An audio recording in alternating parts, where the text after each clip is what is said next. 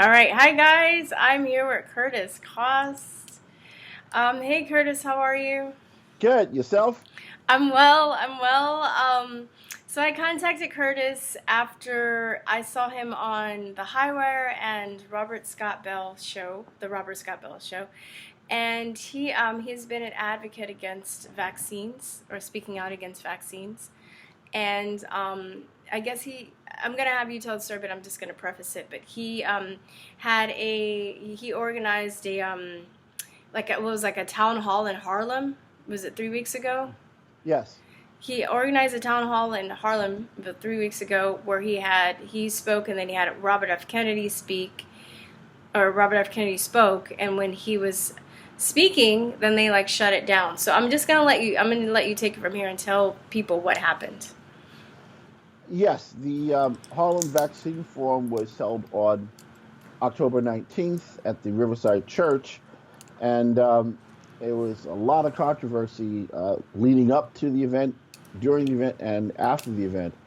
I should start by saying that this is not the first forum that I've organized on vaccines in Harlem. This is actually the third. I did one in 1998, another one in Okay. 2010. And I've worked with Reverend Sharpton typically on a lot of these. And we were scheduled to do this at Reverend Sharpton's headquarters in Harlem. But there was a lot of pressure from various doctors and scientists and other entities. And end result was it was postponed. And then a few days before the 19th, it was canceled. And so we had to scramble to get another location. And we did find one, and that was Riverside Church. But because Wait, hold on one second. Tell them what they told you that, like, right, you had to get like a certain amount of doctors or something within a oh certain right, time. I was members of Reverend Sharpton's office called me on a Tuesday. Now the event was supposed to be on a Saturday, and I was told that I had 1 hour to get four doctors who was going to speak in favor of vaccines. 1 hour. Now Yeah, that we all never know how, happens. They anytime they've had these public debates too, all the pro-vaccine doctors they always bail out, you know, right, and right. they wonder why we're losing faith in science and faith in vaccines because they don't step up, you know.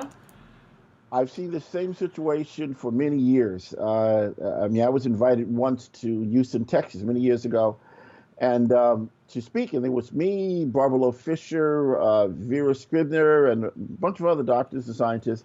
We were going to argue the dangers and ineffectiveness of vaccines.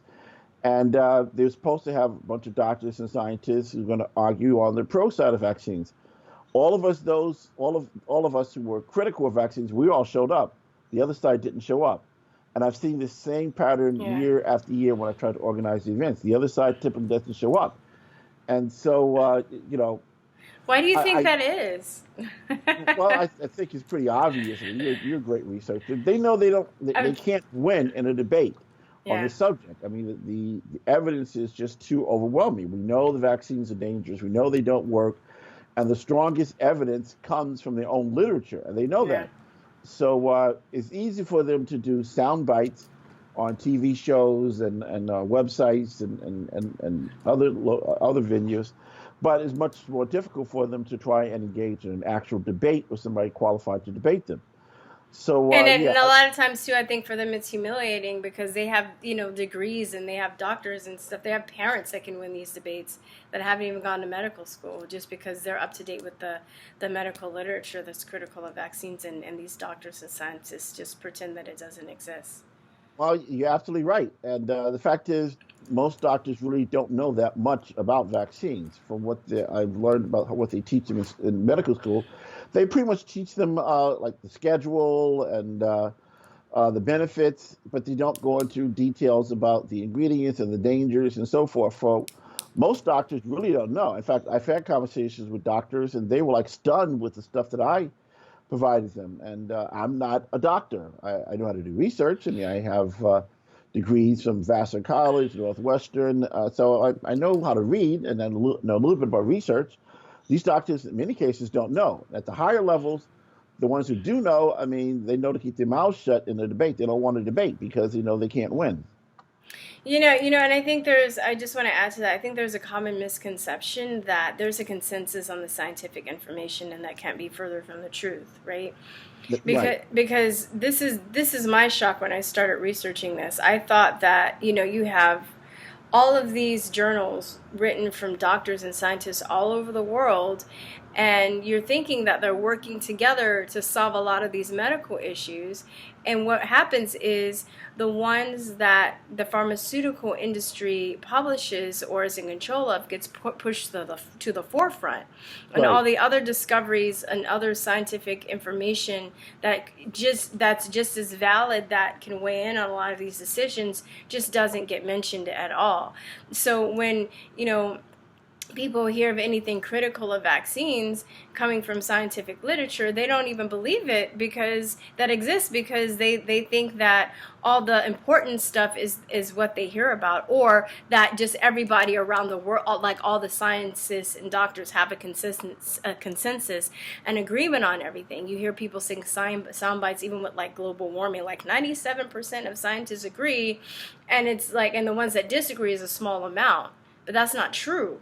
So they think that we get our information, we're like elves and fairies, but we get our information from other doctors and scientists who aren't afraid to be critical of this, of what's going on, and who are independently funded and not funded by the pharmaceutical industry. Like, people don't realize the hold that the pharmaceutical industry also has, not only on the drugs, but on the information that that could save people's lives, or that's critical of vaccines. But as lay people, we have the right to public information, freedom of information, where we can research this information. They don't want us to know that.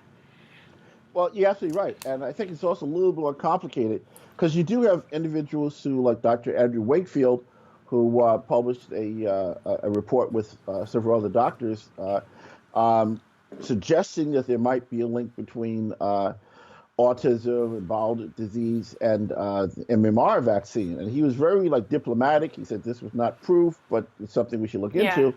And they crucified him.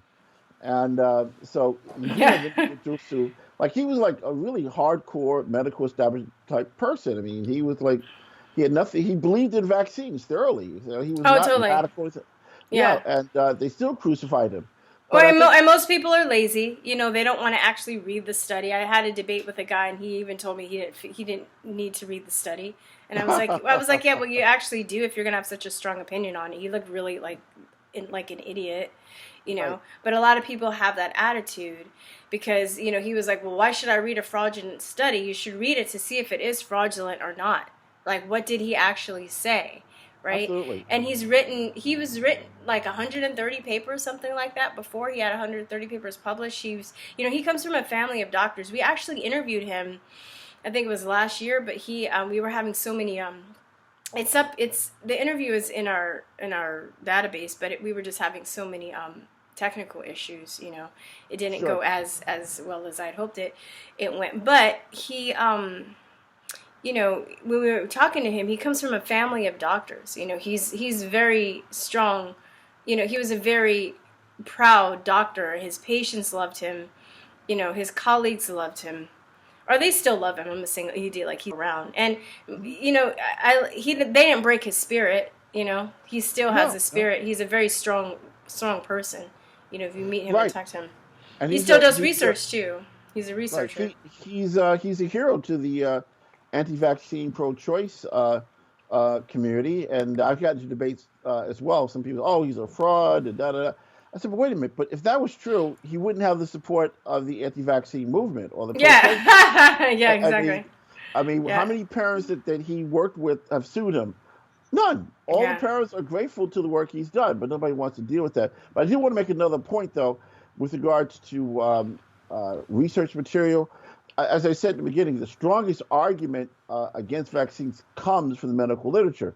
So yeah, what you'll find is a lot of studies done showing that the vaccines don't work, that they're extremely dangerous, but the doctors and scientists who write those reports still will say someplace there, but vaccines are still a good idea. yeah. So Well, they want to get funding. No, that's what I was going to ask you about that too when you brought that up. It's interesting to read the studies and then see the doublespeak in it, or the Right. articles and see the doublespeak. They'll say, I just read one not too long ago where they they were like vaccinating chickens, and they were finding out that the vaccine is actually making the virus more virulent, and it's actually caused the chickens are shedding the virus and passing it on.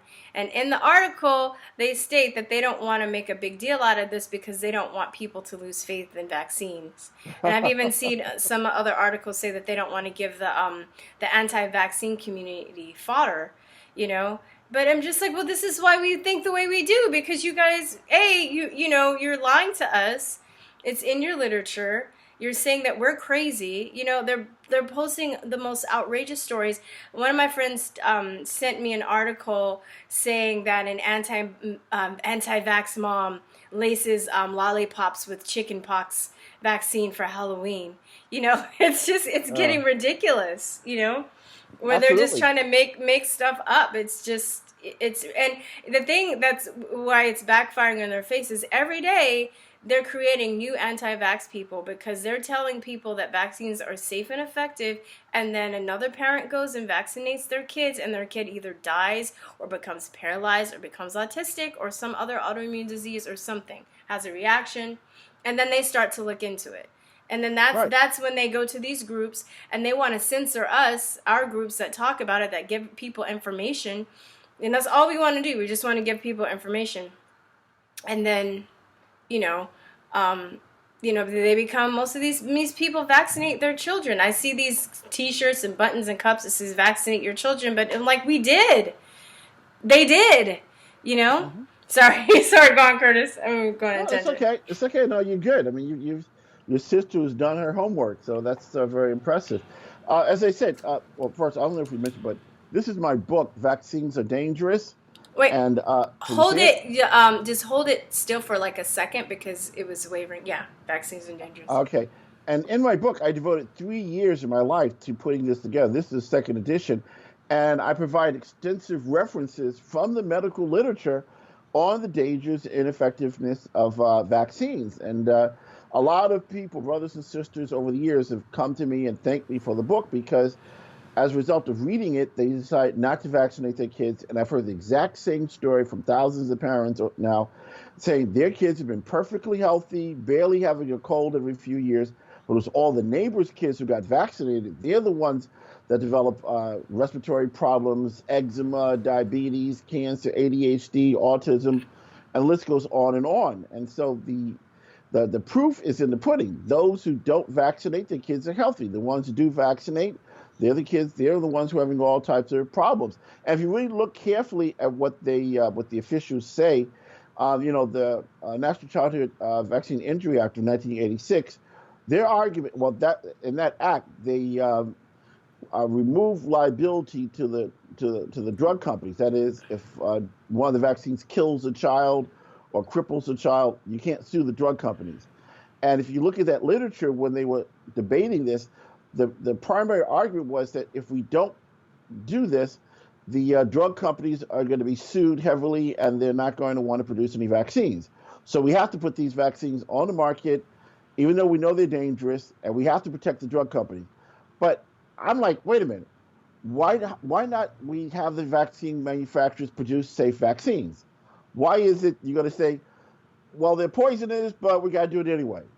No, that doesn't make any sense. I mean, either they can be required to adhere to the same standards as any other product on the market that is supposed to have a minimum of safety to it, or they should get out of the business entirely. In fact, the best thing that could happen to Americans and the people of the world is if the whole vaccine manufacturing industry was shut down completely, because the healthiest kids, as I said, are the ones who aren't vaccinated. That's why they're pushing this legislation in New York and around the country and around the world to eliminate religious exemptions and philosophical exemptions and medical exemptions, because one of the things they're afraid of is that eventually it's going to become obvious to everyone that the healthiest, most intelligent children on the planet are going to be the ones who are not vaccinated. The ones that are always sick and have all kinds of problems are the vaccinated kids. That's what they're afraid of. That's why they're so afraid have been putting so much pressure on the Amish, because the Amish is an easy to identify group. We can see them, we know where they live, and the Amish don't vaccinate, and their kids don't have autism. And they don't have autism or any of these autoimmune diseases. Right. And let me break it down. Where if you guys, I just want to add to what you're saying. Break it down. If you're, these people that are like, oh, come on, like vaccines cause autism and autoimmune diseases. Well, if you're injecting your body with something, it doesn't have an exit point. So all the chemicals, all of the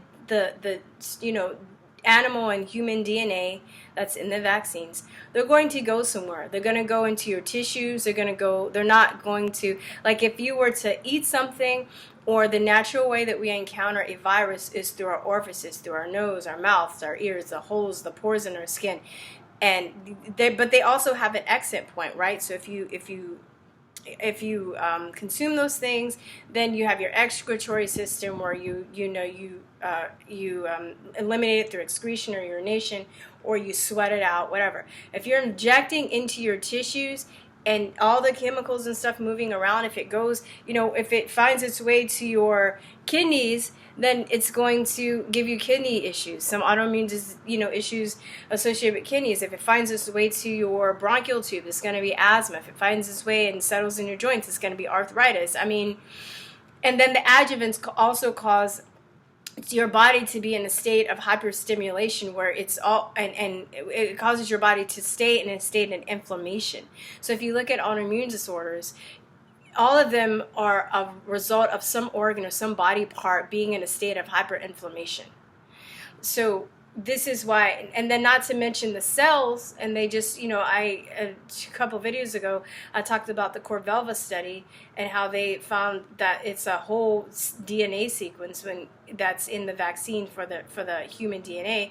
So now and it's cancerous, and they know that the cells, each time they replicate, become tumorigenic. So you're injecting cancer into people. So do you think that if you're injected with cancer and it doesn't have any way to, any exit point out of your body, then that's going to be good for you?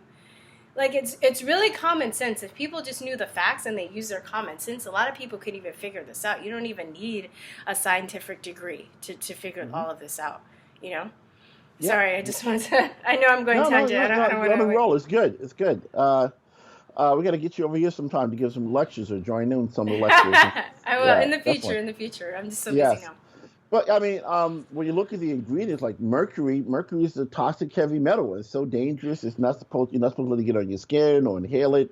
Yet they want to inject it into newborn babies and keep injecting them year after year with one of the most toxic poisons on the planet. And it accumulates and it doesn't exit out of your body. So even that argument, they're like, it's a trace amount. First of all, any amount is bad. Even if it's a trace amount, and that can do damage, then imagine you're injecting it and getting booster shots and doing this and recommending a flu shot every year. And it's just like piling up like the blob, in your body. It makes its way to your brain, can pass the blood-brain barrier. Then, if you have this accumulation up to the point where you're old age, you can get Alzheimer's. I mean, it's all this, it's craziness. Well, you're absolutely right. And you think about mercury plus formaldehyde, which is cancerous, and no safe levels are, and we're told there's no safe levels for it to exist in the human body. Formaldehyde, monkey kidneys, chicken embryos, aluminum, dead babies. Now, yes, they how many parents want to have the dead remains of someone else's baby injected into their child? Madness. Yeah. Now, so to put it into a different context, if I were to give someone a glass, and in that glass I pour some mercury in it and some formaldehyde and some aluminum and maybe some water mixed in, if I gave that to someone, I would be arrested for attempted murder.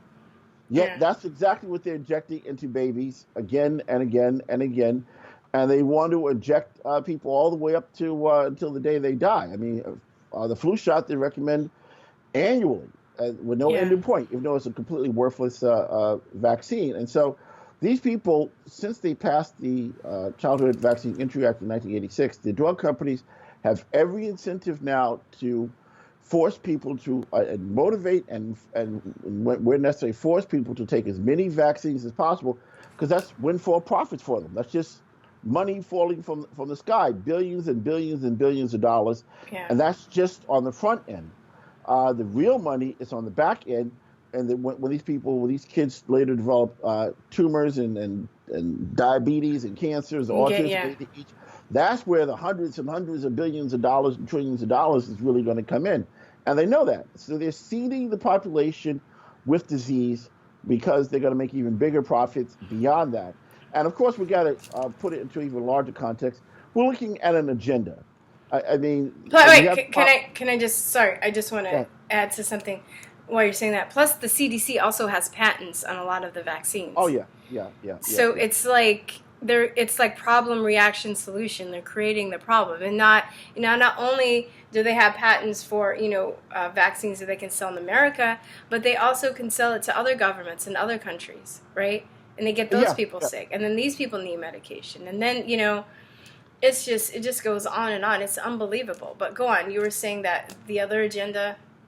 Go on. Well, before I get so much into CDC, it's the CDC is nothing but rift with conflicts of interest. Yes, how can you be regulating the vaccines at the same time you're making a profit from it? And it's also a revolving door between the drug company executives and the CDC. It's ludicrous. I mean, in most other countries, such behavior will be considered criminal because of the massive conflict of interest. And yes, we do have to look at an agenda. We have to put this in a larger context because they've been talking for years that there's too many people in the world. You go back decades, they've always said too many people. Now, I studied. I just want to be specific. When you say they, do you mean like the scientific elite, Democratic, they's really broad. I'm just trying to get narrow it down a little bit. Sorry. Well, I mean, the rich and the powerful. I mean, at the very top echelons, you think of the most influential people out there. They're the ones, if you look at literature, just type in population control. You'll see all kinds of literature. They've been sticking it into the movies, and politicians, Kissinger, you go down, you can look it up. I don't want to name all our specific names. Just go look it up. But the creme de la creme of the elite, who basically most of the people that we see, those are just the puppets of the real power players that we don't really see too much. And they've been pushing this agenda that there's, in our minds, that there's too many people on the planet. As I said, I've studied political science, world hunger issues. I know all those arguments are completely bogus. You can take every man, woman, and child on the planet, stick them in the state of Texas, and each one could have an acre of land or more between them. And that's just the state of Texas. Yeah. There's plenty of land. There's plenty of food. What they really mean is that there's too many people for them to effectively control anymore. Yeah. And a lot of these people are waking up thanks to the internet and things. And on top of it, they don't need as many people to work in the warehouses anymore because they got computers and robotics and everything else. So they want to bring the population down to a manageable level. Even Bill Gates, he got on stage and said that, there's too many people in the world. And he even made reference, if we do a really good job, and one of the things he listed was vaccines, we can help bring the world's population down by X percent. Now, I want to add.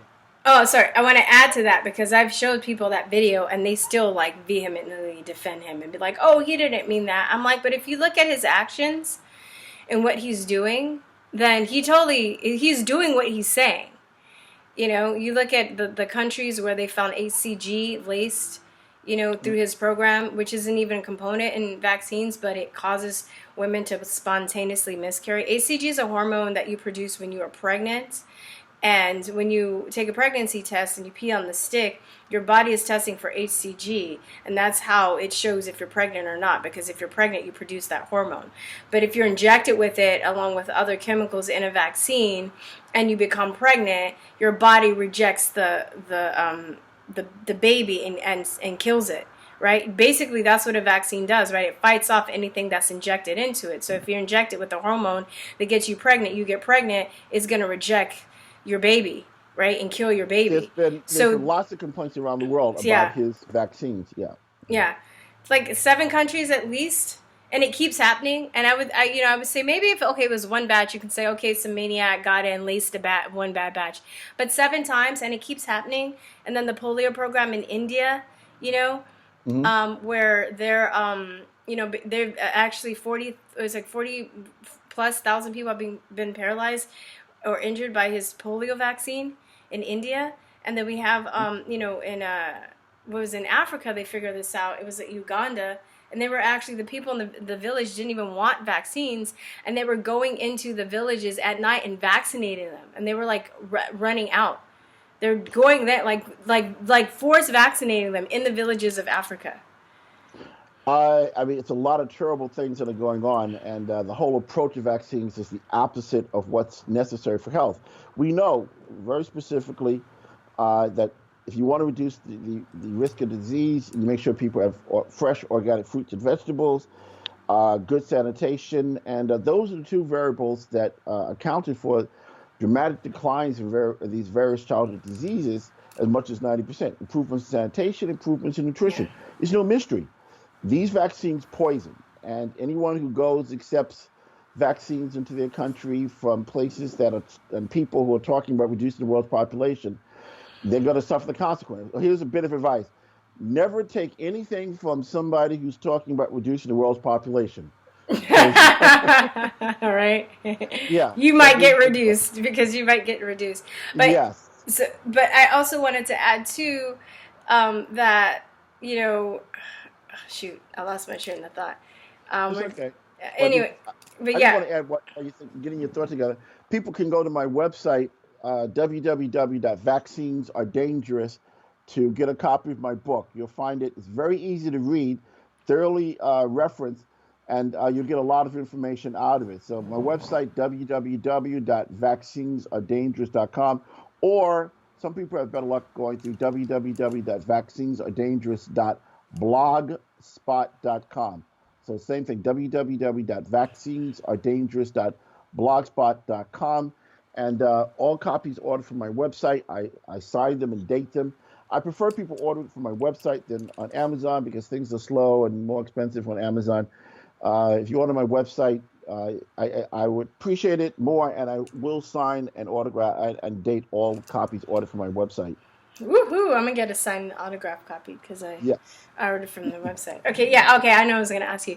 Do you ever get those comments where people were like, "Oh, well, your witch doctor must, tell you that vaccines are evil," and I start thinking about that, and I'm like, but you look at those witch doctors; they live well into their hundreds. Oh, yeah. They're living for decades, while people, we have the lowest the highest infant mortality rate in the world, and some of our elderly have they don't live that long compared to other indigenous countries or countries that aren't highly as vaccinated, and the elderly in those countries live with a higher quality of life, like Japan. Like, they don't vaccinate as much, or they don't even have compulsory vaccination. It's recommended. So, it's not mandatory. So some people choose to get vaccinated and some don't, and they do single measles vaccines because they were having trouble with the MMR. They don't do the MMR together. And they have better health rates, lower autism rates. Their elderly live for a long time, and they're still in really good health. And then you look at a lot of these indigenous places that have been unaffected by GMOs and vaccines, I would say, and they live really healthy, long, vibrant lives. And then you also think about that human beings have been around for about 200,000 years, according to anthropologists, but vaccines have been around for 200. And I saw you, I was like, I have to reach out to this guy when I saw you talking about, you didn't vaccinate roaches, or I was like, yes, I've been saying that, even the animals, because it's affecting animals. I haven't really talked about animals that much, but now I guess I'm going to start talking about that as well, because I just had two people that I know of whose dogs had really bad vaccine reactions. My best friend's dog, who's like my little dog niece. I love that little dog. She had to get vaccinated. She's okay now, but she was paralyzed. They didn't know if she was going to be okay. She was messed up, and he was like, it's kind of woken him up. He's starting to look into it now, because he's just like, never again. This is insane. And he said he even went online to ask for advice, and he was like, hey, has anybody ever dog had a reaction from a vaccine? And he said he got a list this long of Wow. comments of people just be like, yeah, oh my God, blah, blah, blah, blah. But dogs have asthma now. Dogs have allergies now. When have you heard of that? This is getting crazy. Dogs are getting cancer. Dogs are, and cats. And any animal that's vaccinated, they're having all these autoimmune diseases. We never had this up until this point in history. What changed? Right? People don't give credit enough to plumbing and sanitation and incineration. And, when people used to, excrete and bathe in the same river water and drink it. And, they didn't, we didn't have sewage systems and plumbing and all this stuff. I know, Curtis, I'm cutting you off. I'm sorry. Go. No, hey, you're on the roll. It's okay. A lot of people taking notes, myself included. You're good. Yeah, I really feel sorry for a lot of the pets because as bad as the vaccines are for humans, you can imagine they put everything but the kitchen sink inside the vaccines for these animals. I remember when I got my pet years ago. The facility, okay, we expect you to vaccinate your dog within a certain period of time. I said, okay, yeah, sure. And of course I didn't vaccinate my dog. And my dog lived a very long, happy life, like 18 human years, not animal years, around the same time period for my cat. But now, you can't even get a dog out of this facility unless they've had all these vaccines. I feel sorry for people. In fact, that might be a book to write there because people love the animals. And I don't know if there's anything written so far warning them about these vaccines that they're being forced to give to their animals. It's bad. I mean, you got diabolical people out there. I mean, there is evil out there, and they don't care. If they don't care about poisoning babies, they don't care about poisoning some dog or cat. So it's bad. But I do want to touch on something before I forget. In reference to viruses, I want people to know that whenever you hear somebody talk about viruses, they're lying. I'm talking about the medical establishment. They're lying or they don't know because viruses do not exist. I know. It sounds okay. Well, before you make it seem like that, you're gonna have to explain because that sounds outrageous. We talked about it, but which is why I'm going to do that right now. Okay, go. I'll let you go for it. Okay. Well, if you look at the structure of a virus does not have a central nervous system. It has no mechanism to move. So it's like a rock. It cannot move on its own. Now, all living things, based on the definition of life, are able to move. Viruses can't move. In addition, viruses do not take in any nutrients. Now, all living things take in nutrients. Even a plant or a tree take in carbon dioxide and sunlight and water from the soil. They take in some nutrients. Viruses do not take in any nutrients. Viruses do not produce any waste product. So everything that's alive has to produce a waste product. Just let me finish. So a virus, what they're calling a virus, it does not move, it does not eat, and does not produce any waste product. A virus is no more alive than your door key. But what the scientists want you to believe is that if you were to take I'll put it this way. If I were to take your door key, and I had a way of cutting off a really tiny microscopic piece of it, and then let's put it into a syringe and some water, and inject it into your body, that little microscopic piece of your door key could get into your cell and command your cell to produce baby keys. Now, would you believe something like that? No. Well, good. Now, why not? Why not? You're laughing. Why would you not believe that? I'm just thinking baby keys. Just imagine okay, that a white outfit on. I have glasses, blue eyes, and I have some alphabets after my name. Would you believe me now that you can produce baby keys? No. I'll tell you why you say no. You say no because you know what a key is, right? Yeah. Keys all your life, but you've never personally seen a virus. You don't. I can't afford one, but a electron microscope costs millions of dollars. So I have a you have one in your living room, in your home. Do you have an electron microscope? No. No. So you've never actually been able to see one of these things for yourself. I've seen the graphic images of what they're supposed to look like, and I've seen a supposedly microscopic image of a virus, but then I've heard other people say that that's cellular debris. It's not actually a virus. What it is. It's cellular debris. Right. It's nothing more than cellular debris.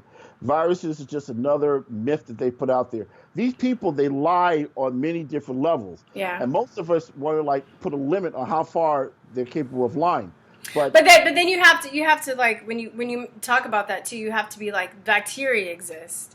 Because I think people will hear you say, oh, viruses don't exist, then they'll take that and they'll say, oh, well, they don't believe in germs. They're germ theory denialists. Well, right? So you got to, like, when you say that, and I'm open to that. That's fine. But I'm just saying, like, and I came across this information, too, even within the scientific literature. Not that they don't exist necessarily, but they're not alive, right? Like, right, they're not alive. They're not alive. Like right. Bacteria is alive. Like bacteria, like replicates. It eats. It mates. It it excretes. Right. It right. Yeah, yes. And stuff like that. Protozoa. Like there are other microorganisms that are alive, but when it comes to viruses are not alive. They're not alive, and for them to do what they claim viruses do, they would have to be alive. So they say they multiply. Now, you know a key can't multiply. Viruses can't multiply. So, it's bogus. Now, let me also say, but as far as bacteria, most people don't realize that we are walking bacteria. Something like 90% of what we are is bacteria. Bacteria are good. They're microorganisms. They're helpful for your digestion and everything else. Are they good and bad bacteria?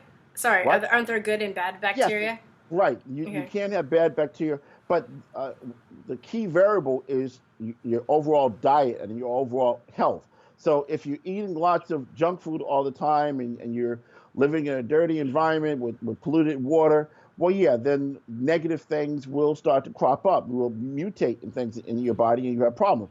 But those who are eating fresh fruits and vegetables, plenty of sunshine, plenty of exercise, clean water, good sanitation system, they're fine. When you go to go ahead.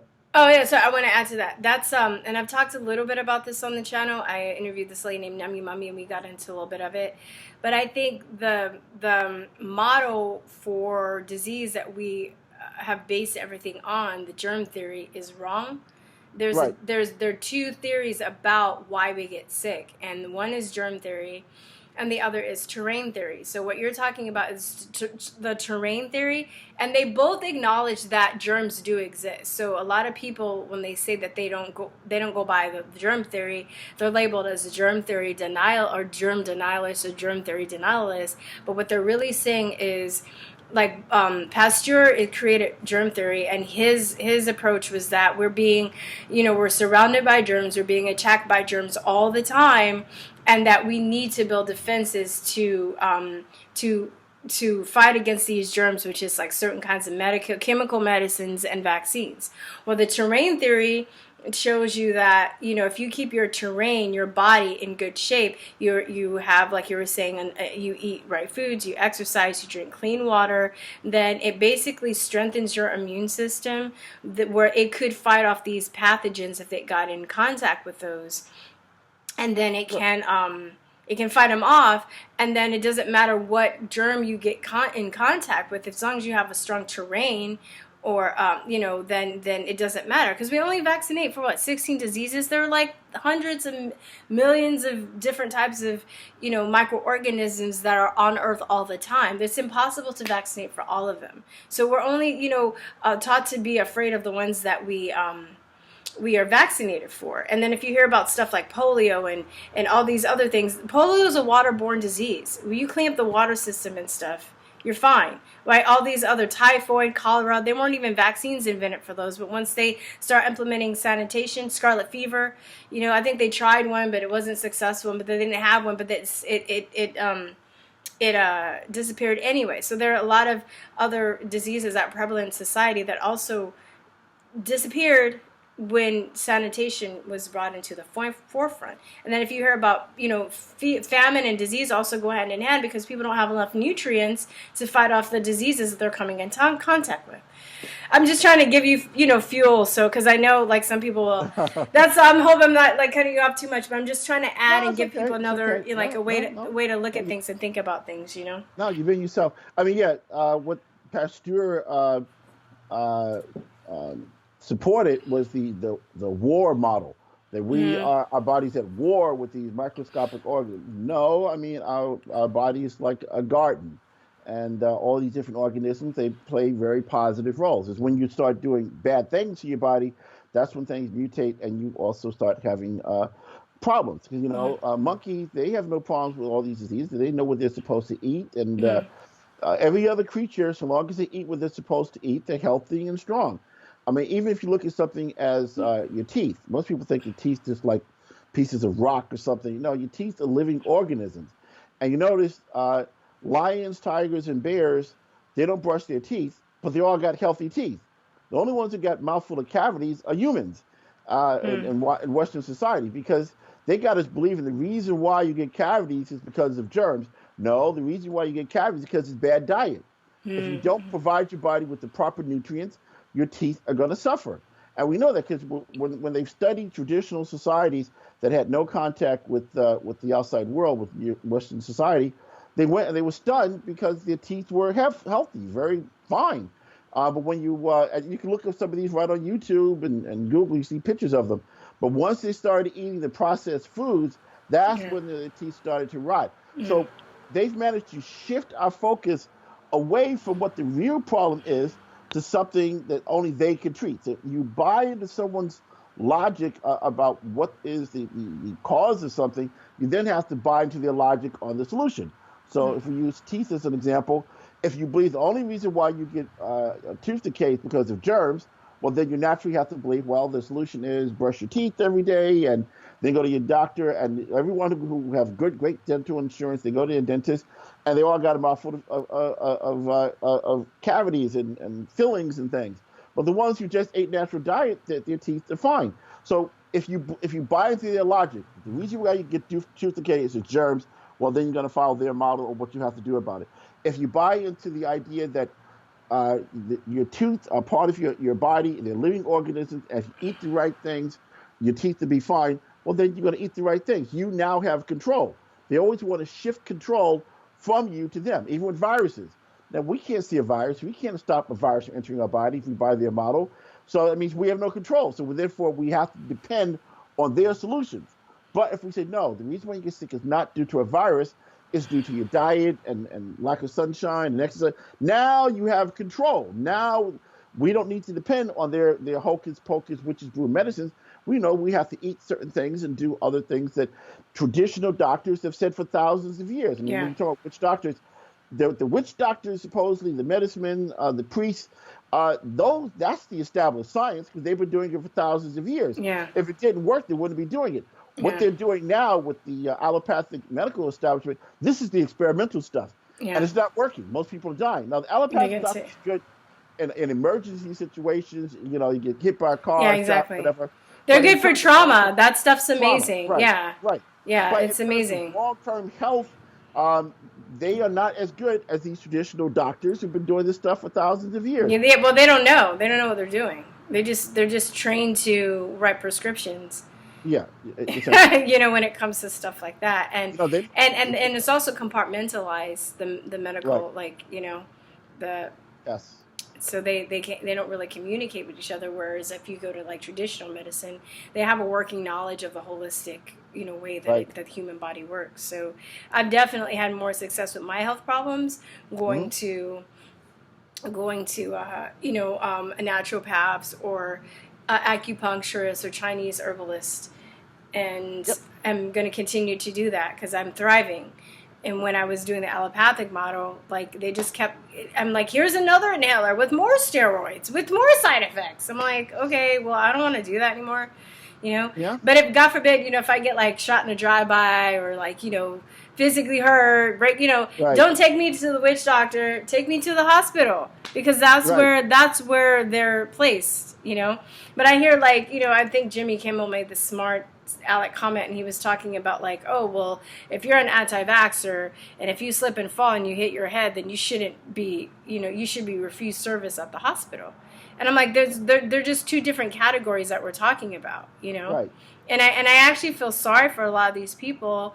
The more, I have a cousin I just found out is going to go to medical school, and I haven't seen him since he was a baby, and he's like 18 now. He's like pre-med, and I'm just like, I don't know really how to approach him with this. I hope I can get this information to him, or I don't even know if he'll be open to it. But, these people that are spending their time, medically training to be a doctor because they want to help people, and they're being trained to be do the opposite. It must be really devastating for a lot of people when they find out. And I know doctors have one of the highest suicide rates for the professions, And I wonder what's why. In my book, doctors have the highest rates. Rates of alcoholism and drug abuse are higher among doctors than the general population. I have the references in my book.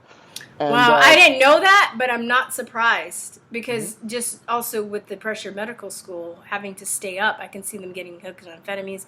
One of my friends' husband was a surgeon, and he was an alcoholic. And she said he would get drunk before he would go to work. Oh my God. Yeah. Well, they're not together anymore. Yeah.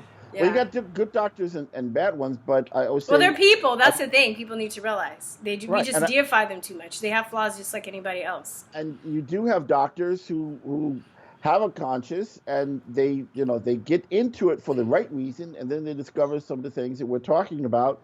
But now they're stuck because, they spent all this money to get that degree. They're making, $100,000, $200,000 or more a year. They got the house, the car, the kid. And, the lifestyle, and, what do they do? I mean, it's a very difficult balancing act. Well, they're not even making that kind of money, though, from what I understand, when they first start off, because they're having to pay their loans back. Well, right? Yeah, over time, you're right. When they first started over time, off, they're still struggling, too, when they first get out, because they're trying to pay a quarter to $500,000 back in just debt that they've accumulated from medical school, which is a trap. I mean, I really see the system. It's a system. It's not, it's done on purpose to keep it that way. And one of the things that they do in selecting students, one of the criteria, which I mentioned in my book also, is that they look for people who are conformists. They're not looking for the creative thinkers who are going to challenge the system. I mean, part of the criteria, they try to weed those out and get people who are going to keep their mouth shut and be happy with getting a nice fat paycheck. And that's what they want. And well, they do that through the brainwashing, because I've heard other doctors talk about this too that have woken up. They talk about the sleep deprivation and the humiliation factor, and the fact even too, like even as a teacher, I realized the whole test taking model. And this is not just for the medical profession, but it's in all these professions where they want people to work and not think. Like Rockefeller said, that he wants a nation of workers, not thinkers. So this model, this Prussian model, has been relegated to, how well you can take a test and pass a test, and basically it's just memorizing and regurgitating information. And then by the time you get to medical school, you've gone through all these tests, you've passed the MCAT, you're in this state of sleep deprivation where you don't even have the willpower really to fight back or the extra time to go and research other subjects. It's a trap. Like these, I feel sorry for some of these doctors. Sometimes when I think about it, I feel sorry. Other times I don't, because they're also been brainwashed to be so arrogant. They're just unbearable. They're like, you're right. You have doctors who, technically, they are professionals and they're being paid a lot of money, and people are going to them under the assumption that with regards to vaccines, they know their stuff, both pro and con, but they don't, and that's bad. It's like going to an architect to build your home, and he really doesn't know his stuff, and you're going to be mad. You may say, okay, well, they didn't teach him in the architect school, but bottom line is, you're paying all this money, you want somebody to be able to tell you all the facts, the pros and the cons, and they can't, or they're afraid to, because a lot of times doctors who speak out, they can lose their licenses and be denied grants and all kinds of other things. So people have to do their own research, which is why I wrote my book. I saw a huge information gap, especially in the African-American community. The original title of my book was Vaccines Dangerous and Warning to the Black Community. That was my first edition. But in the second edition, I was under pressure from my publisher and everything else to change it to the global community. But the bottom line is, we have a huge information gap in the black community. Most of these anti-vax, pro-choice groups around the country, they're by other people, white people and others. Name one national or even local anti-vax, pro-choice vaccine group in this country. They don't exist, to my knowledge. We are way behind, and we need to catch up. That's why I organized that forum on the 19th, which was a huge success. I mean, the turnout was fantastic. We had a lot of great speakers, including, of course, Mr. Kennedy. But I Oh, organized. could you actually go on about that too? Because we went on a tangent, but I want you to Yeah, finish yeah. like describing what happened there. Yeah, well, at the event, I mean, prior to that, we were under all kinds of attacks from doctors and scientists and everything to try and shut us down. We even had to go so far as to not announce the location of the new facility until 7 o'clock the day before. Wait, I want to ask you, how did they just call and threat? Like, how did they threaten you? Like, what did So they say? well, I mean, if you go online, you'll see that. Just type in Harlem vaccine form on Google. You'll see the various doctors say this is Sharpton. It should be ashamed of himself. He should not be doing this. This is harmful. They're going to be spreading. They're going to cause an outbreak of disease in the black community. Oh And God. there were things Oh, referencing. we've never heard that before. Oh yeah. Wasn't there? Didn't they just ban all the unvaccinated out of New York schools, and then they just had a chickenpox outbreak? Oh yeah. How I are they mean, going to explain that one? well, in my book, The I mean, unvaccinated use their psychic powers to like. in my Sorry. in my book, I have lots of case studies of the major outbreaks of diseases always occurring among the vaccinated. This is not new. I mean, smallpox, most people who got smallpox got it from the smallpox vaccine. Most people got polio got it from the polio vaccine. Most people get measles get it from the measles vaccine. So this is nothing new. They act like it's a surprise. The vaccines cause these diseases and a whole lot worse. But despite all the animosity and all the negativity and all the attempts to shut us down, we made the formal announcement at 7 p.m. on Friday, and we still had a packed, we had like 500-600 people in the room, and we had a big crowd of people on the outside who couldn't even get in. And that's just less than 24 hours notice. And and it was beautiful. I mean, the place was more diverse, I think, any gathering of people protesting on these vaccine issues I've ever seen. You had black in large numbers, white, Hispanic, you had Asian, you had rich, you had poor, you had middle class. The whole spectrum was in that room.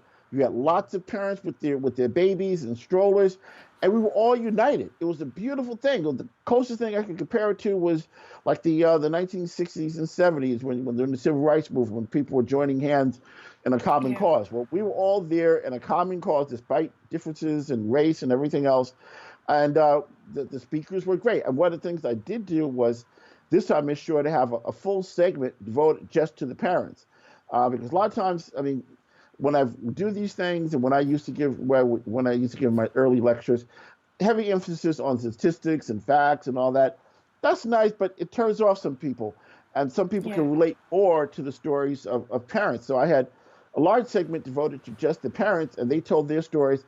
People loved it. I mean, I probably got more compliments on the segment of the parents than anything else. And so it was a beautiful event. And up until the time when Mr. Kennedy, I introduced him, and he was speaking. Everybody was into what he had to say. And then I'm told that I have to give him a 1-minute warning.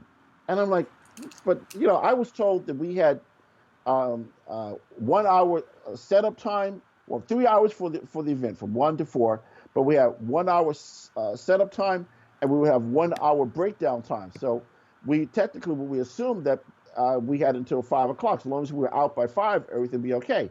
The moment 4 o'clock hit, they shut off his microphone, and it was chaos. I mean, I was caught in the middle of all of this, and so we managed. Nonetheless, people went outside with Mr. Kennedy, and Mr. Kennedy spoke outside, which is historic in and of itself. Robert F. Kennedy kicked out of Riverside Church, where one of his relatives had been honored, and I found one of the Kennedy foundations actually has provided money to that church. He's kicked out, and he's on a chair in Harlem giving a presentation. Cars were stopping, crowds were gathering. It was amazing. And then in the midst of his speech, a rainbow literally came right out over him and hadn't even rained. Everybody's, oh, the rainbow. We all took that as an omen from God that, we're on the right track. And so it was, things still turned out. We got more attention because of this, what they did to us, than we would have gotten. Wouldn't you believe that's over 200,000? I think it's probably close to 300,000 people now have watched the video from that event. about close to 300,000 of That's not killed. amazing. I love how it keeps backfiring in their face. Like Oh everything they're yeah, doing, it just keeps backfiring. It's great, because yeah, people are like, well, okay, well, what? Even if there are people that weren't curious about vaccines, they're going to be curious just at the fact that there's something that they're being prevented from trying to see. right, right. The same thing happened with the movie Vax. Vax, yeah, Right, when they wouldn't allow it to air at the I forget which film Tribeca. theater. It was Tribeca. Tribeca, right? Well, yeah, they That kicked it out. Like they accepted right. it, and then they were just like, no, like God, what kind of pressure does Robert De Niro have? Like that's kind of creepy if you think about it. Like, what did they tell him? Like he's a powerful film actor and director. Like what? Yep. And it's his festival, and he accepted it. But they're not gonna, the fact that it was a blessing in disguise. Right. Because it even created more like buzz about it. And then did you hear about? I'm from California, so there's the sinister sinister senator that has written bills trying to take away vaccine exemptions, Right. and there is a group Senator called Pan. Senator Pan. Yes, learn the risk. That actually they use portions of the proceeds to create informational billboards to warn people about the dangers of vaccines. Well, they had a billboard put up in his district, and within 2 days they had it taken down. But check Yes, this I heard out. about But that. check this out. Right after that, there was a doctor that offered his two. He had like two 16-wheeler semi trucks that he offered to use as a billboard. Wow. So That's that's gonna be even better. Like, yeah, try and take that down. Try and take those yeah. and I think because of that, they're actually got the idea to even just start using trucks as billboards in addition to. So they're gonna Which have is more awesome. trucks. Great. Yeah, that's so. I mean, my mom has this saying: "What man means for evil, God means for good." Right. I mean, this whole process this time it showed me that there are forces of good out there. I mean, we hear Yeah, about the evil and the powerful, but I know for a fact there are forces of good, and one of them embodying Mr. Kennedy, and there are others. I mean, I remember when we were unable to have the venue we were scheduled to have. I was talking to one of the members of Children's Health Defense, parent, and I said, "Look, we got to get a new venue. It's going to be expensive." I said, "Okay, let me get back to you in a few minutes." 5 minutes later, this woman calls me back. Okay, we got donations from people, $2,000, and more wanted to donate. $2,000 in 5 minutes. That's jeez. the kind of commitment that we have among Yeah, parents out there. You yeah, think about a number of parents who are active, their kids were damaged, so they know for a yeah, fact what's going on. yeah, And others whose kids aren't damaged, they've done the research. Nobody's born an anti-vaxxer. We're all born yeah. into a system telling us vaccines save the world, vaccines are great. From the So time for we're out the some, womb, we get right, rejected, and then we right, go home and watch Sesame Street, and they're telling us how great vaccines are. I know. So for someone to be a pro-choice advocate, anti-vaxxer, they've had to do a great deal of research to finally Yeah, convince them. So once that's in place, once people know the facts, they're going to fight like heck to stop their kids and other kids from being poisoned. yeah. So I assume they thought that people were just going to roll over like we normally do, like sheep, and just accept it. But no, people are awake, and thank goodness for the internet because now people can access the information very easily. Unlike when I was starting this research, the first edition of my book came out in '91. I had to do research the old-fashioned way. Actually go to a And library do and open a book, microfiche. microfiche, yeah, Cheek, cheek, cheek. old-fashioned way. Yeah, Yeah, yeah, all that, actually reading all that boring stuff that nobody wants to do. But they don't have to do that now. All they got to do is go to Google and type in MMR vaccine, measles, mumps, rubella vaccine, adverse reaction, or but polio vaccine, side the effects. thing about that does suck is now they're the powers that be are figuring that out, and they have these science trolls to write these blogs, Right, shaming people right. and using ad hoc. So they push those articles to the top You're right. of the search engine. You have to go maybe sometimes even like 10 pages in, or either just use another search engine like DuckDuckGo to really get the information.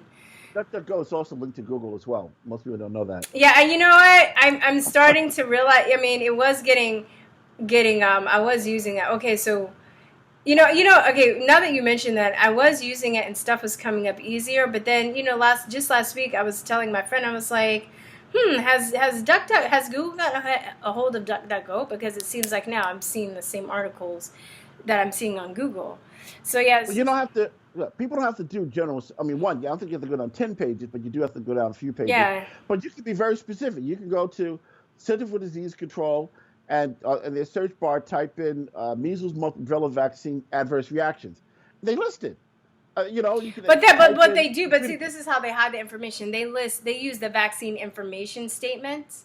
Mm-hmm. So they don't list all of the side effects. What Oh, you no, have to no. do is you have to go to like look at specific vaccine inserts for the vaccine. A lot. Well, you This can is do how they that hide the too. information.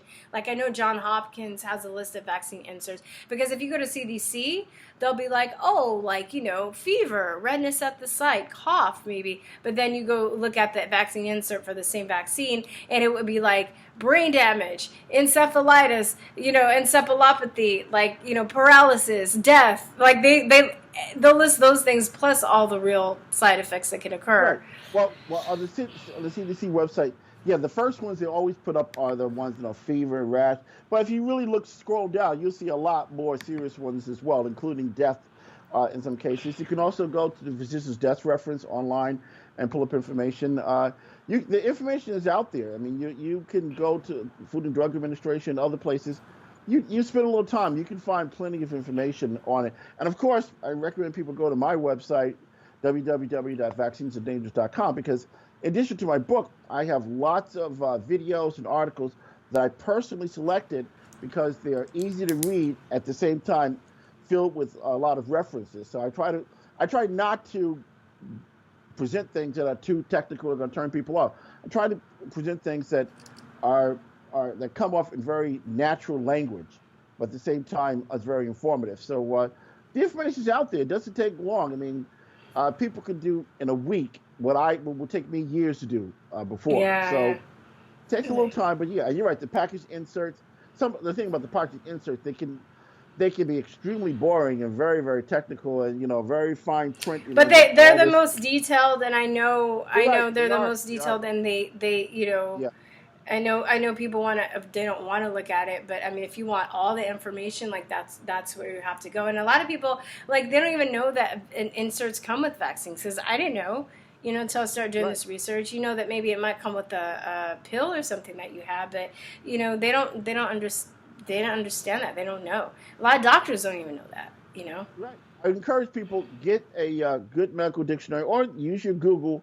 So when you see terms in the package inserts or anywhere else that you don't understand, just look up what that term Mm-hmm. means on Google or look in your medical dictionary. That's what I would do.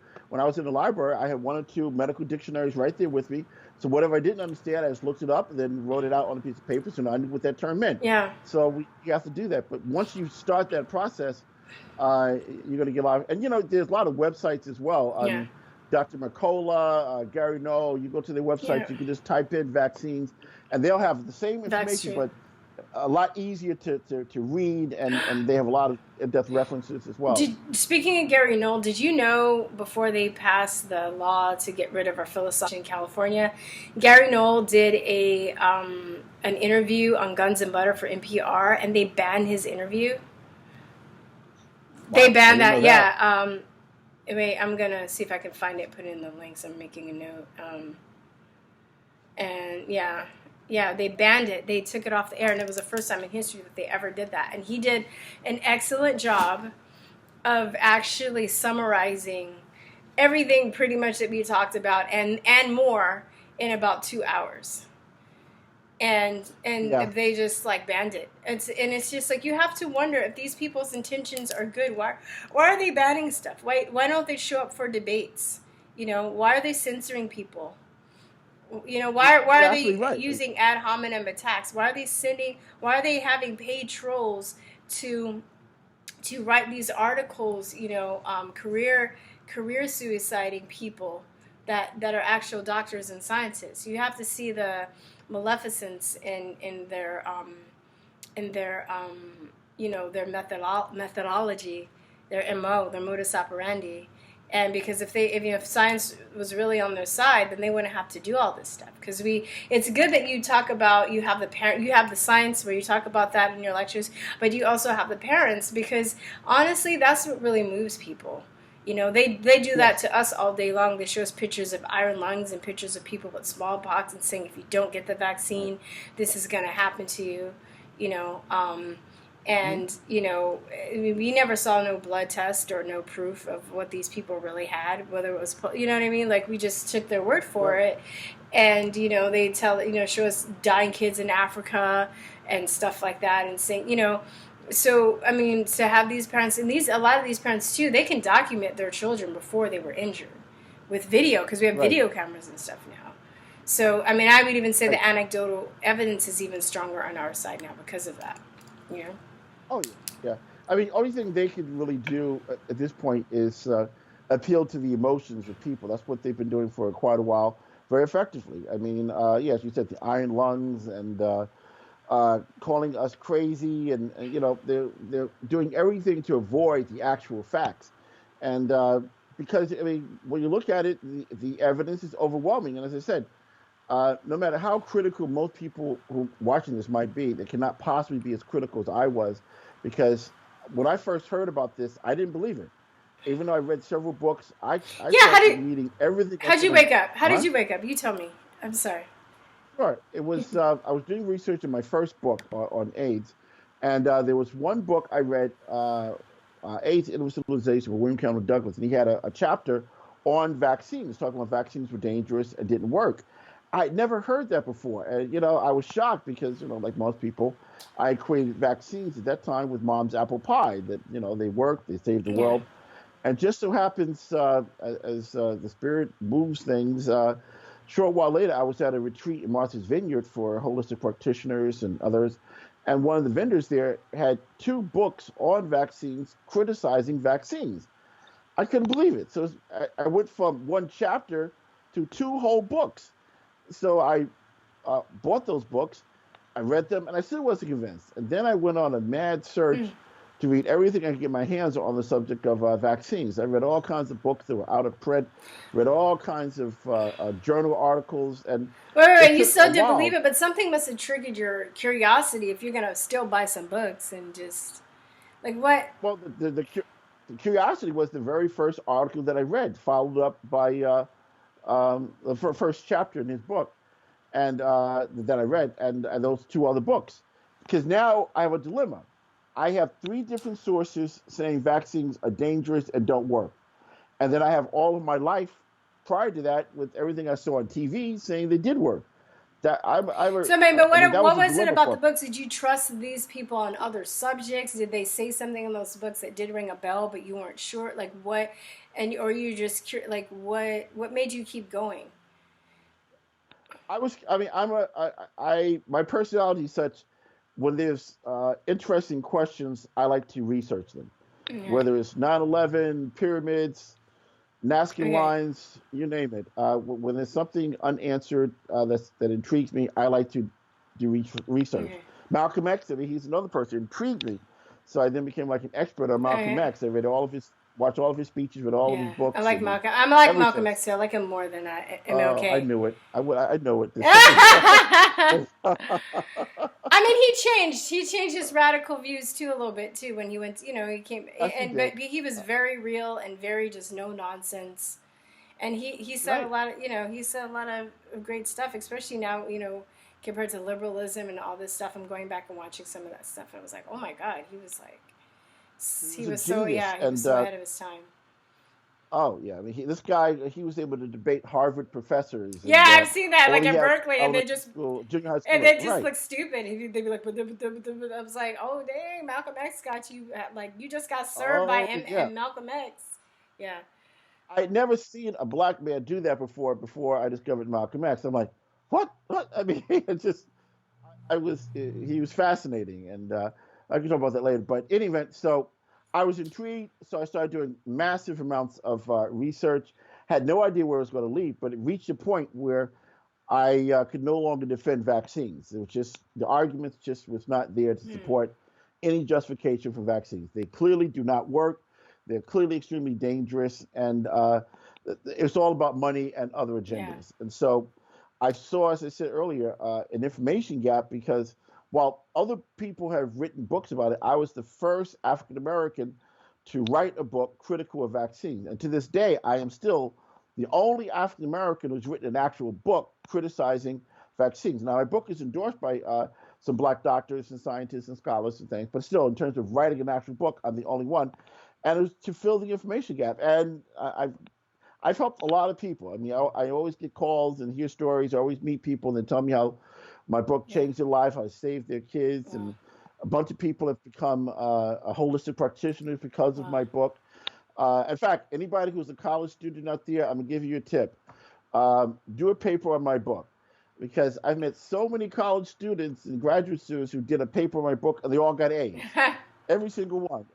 One girl I met when I was in Brazil, she we started talking, and she got fascinated with the stuff, and so she did her dissertation based on this type of information, and she did very well, and has gone on to a fabulous career and everything But else. wait, But I yeah, just want to, and I'm not trying to be a killjoy, but now the climate is so crazy that, I mean, I know my friend's son he's in college classes, and he was advised not to do. They were doing debates, but if he was advised by his teacher not to do anything hmm on anti-vaccines, and that he wasn't allowed to do that in college.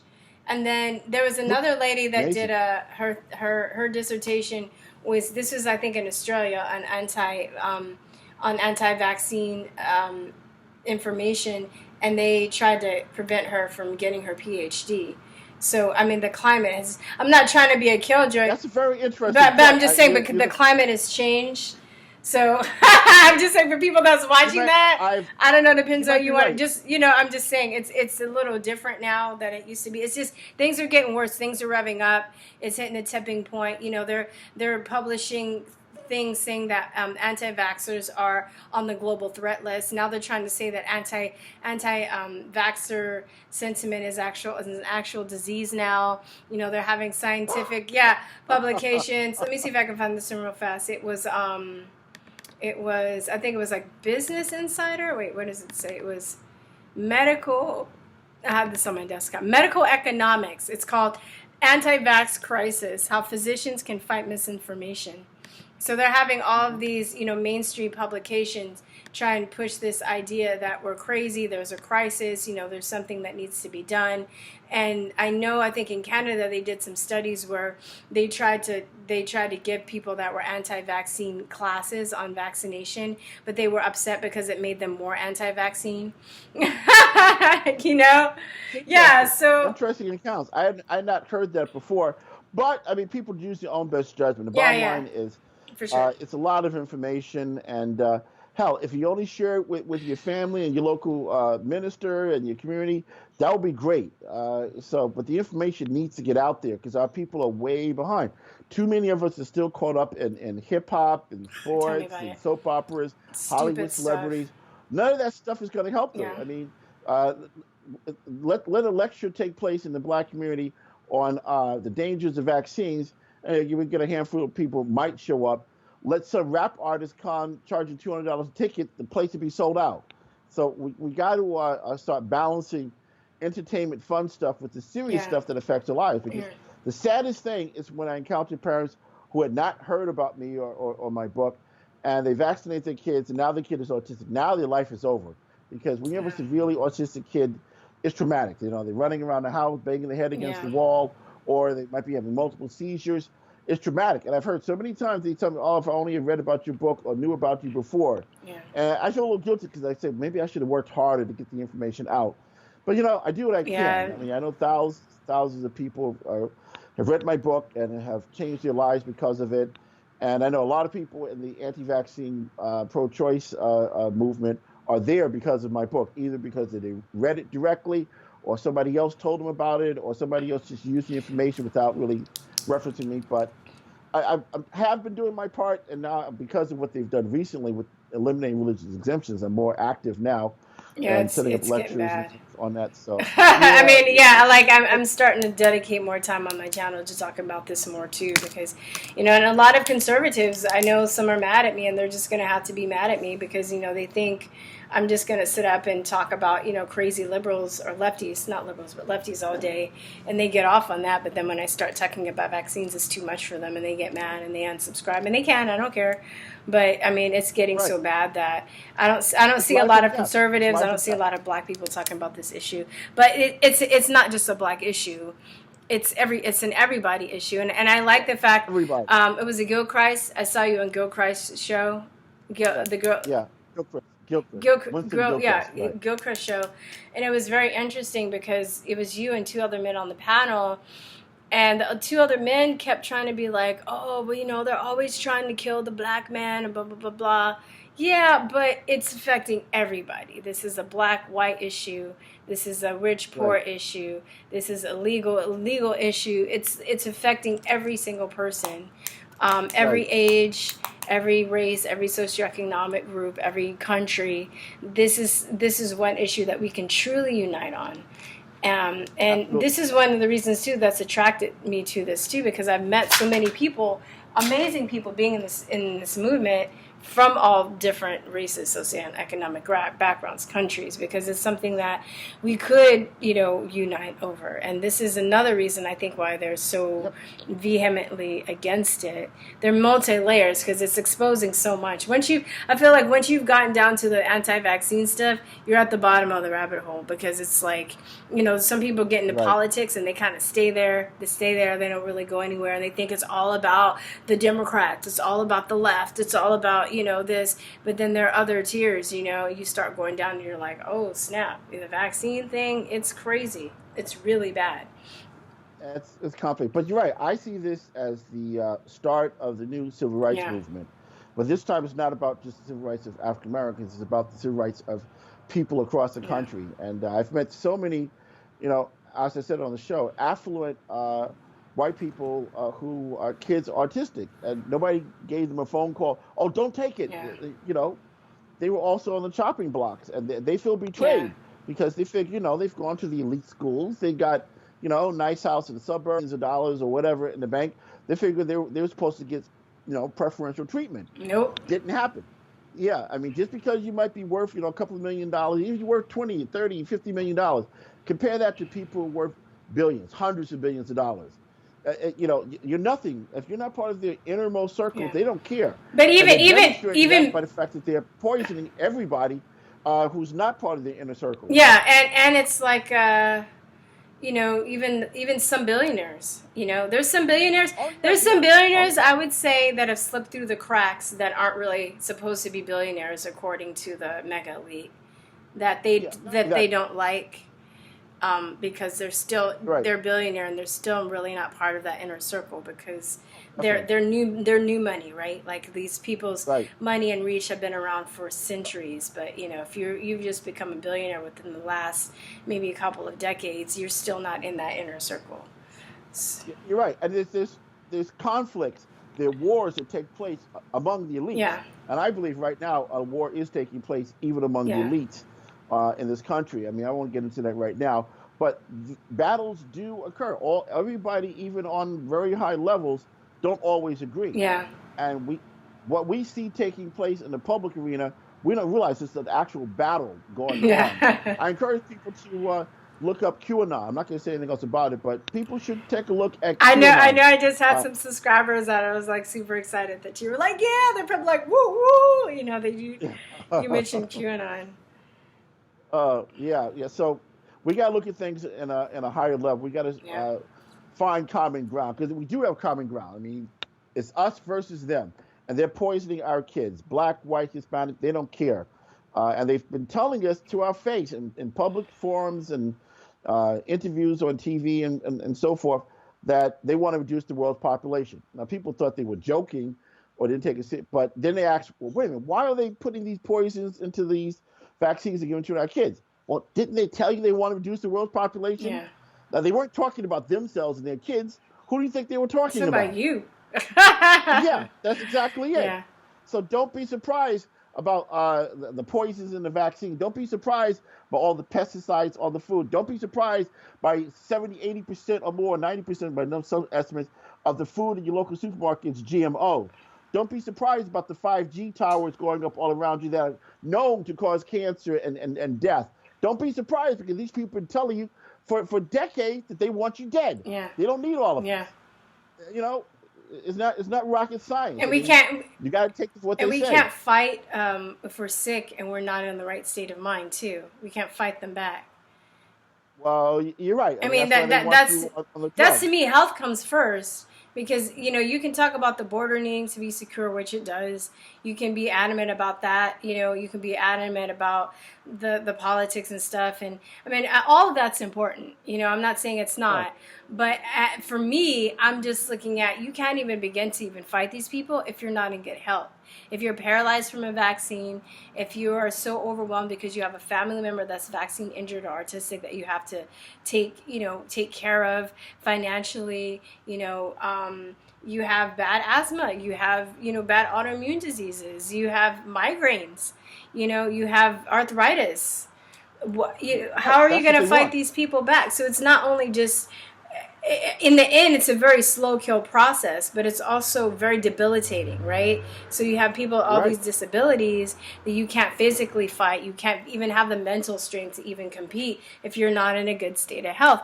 And I think that there are other factors, like you were saying, the pesticides, the 5G towers, the GMOs, but vaccines is the main trigger. It's the main thing that immediately assaults your immune system, where you can't really fight all these other things off. If you're first, it makes it hard for you to fight all these other things off. So. Well, you're right. That's why you got millions of kids, as young as elementary school, on all these psychotropic drugs. And when you look at the side effects, they give them these drugs to control behavior. And what does it do? It causes violent behavior. It causes nightmares. It causes suicide. Almost all, I think all or most of the kids involved in these shootings, which are stage events anyway, these shootings, we can talk about that later if you like, they were all on these psychotropic drugs. I mean, a lot of violence and things that takes place, even the ones that don't make the 6 o'clock news, a lot of this is triggered by people taking these psychotropic drugs. 1 in 34 kids now are autistic. Imagine the implications 10, 20 years from now as all these kids become adults. They want a population that is not going to be able to think effectively and objectively. They want a population of workers, the ones who survive. So they can go in and do some manual work and some other things, but they don't want an alert, critical thinking mass population. And I'm sorry, go on. Yeah, but on the positive side, I think we should remember the power is always with the people. We are the majority, and they are not the 1%. They are the 100th of 1%. That's the real power elite. So ultimately, we do have the power. We can change it. And there have been lots of empires that have come and gone, from the Greeks, the Romans, and many others around the world, come and gone at the height of their power. They seem invincible, but they all crumbled. So we got to keep that in mind, that nothing's going to last forever. They do not have ultimate power, and they are afraid of us. If they weren't afraid of us, why are they censoring? Yeah. If they had such absolute power, why do they feel the need to censor? Because they're afraid of what we might think and what we might do once we're empowered with this information. So we must remember, the ultimate power is with the people. We are the majority. We decide what ultimately happens. Now, we can go along with their program like a bunch of sheep, and then we suffer the consequences, or we can start thinking for ourselves and uniting and rising up and saying, no, I'm not going to let you poison my kids. No, I'm not going to let you take away my constitutional rights. No, I'm not going to eat your pesticide, GMO, crap food. Yeah. We have the power. We need to recognize that. Yeah. This is a good place to end or wrap it up. Yeah. What else do you have going on? What else do you want to promote? You want to promote your book one more time? And I think you have some other speaking events coming up. I have some lectures, things coming up, but I'll keep those quiet. Okay. I don't want them trying to shut those down before they happen. Okay. But I will encourage people to, again, please read the book. It was written specifically for our people because it's simple and easy to read. Vaccines are dangerous. You can go to my website. Well, I mean, can other people, besides Black people, read that book? That's why I tried to qualify. I mean, because I know right. I have my subscriber base is multiracial, and I think I would say that 50 to 60% of the people who read my book are white, okay, white, Hispanic, okay, right, and they've been very supportive in but you inviting me to speak in different venues. I only say that only in the context that the information gap. yeah, Even those my yeah, close white friends, they recognize in the black community there's an information yeah, gap. So what I'm saying, it was originally written for that community. It's written for everybody. Anybody who's not read on this subject, this is a great introduction, especially black folks. Turn off Oprah. Go to my website. Watch some of the videos there. Read some of the articles and order the book and read it, and then share it with your families and your community, because that's why I wrote it. And yes, white folks, Hispanic, everybody else can read it and have been reading it, and it's good information. all So, right, Curtis. Much love to you.